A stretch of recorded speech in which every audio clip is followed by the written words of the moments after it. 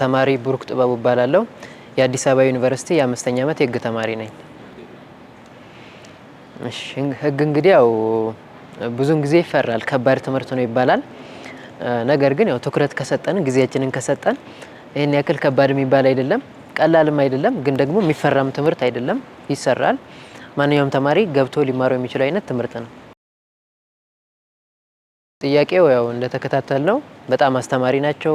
ሰብአዊ መብት ጉዳዮች ይነሳሉ፣ የሴቶች መብቶች እንዲሁም ወንጀል ነክ ጉዳዮችና በተለይ ህገ መንግስት ላይ በጣም እውቀታችንን ያሰፋልናል።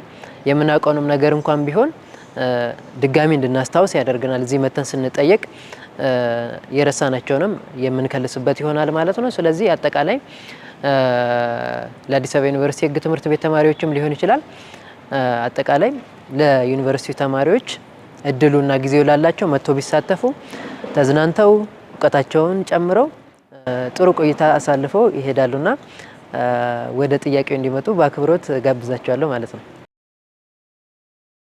የተሳሳትኩት ጥያቄ ነው፣ የተሳሳትነው ጥያቄ ነው።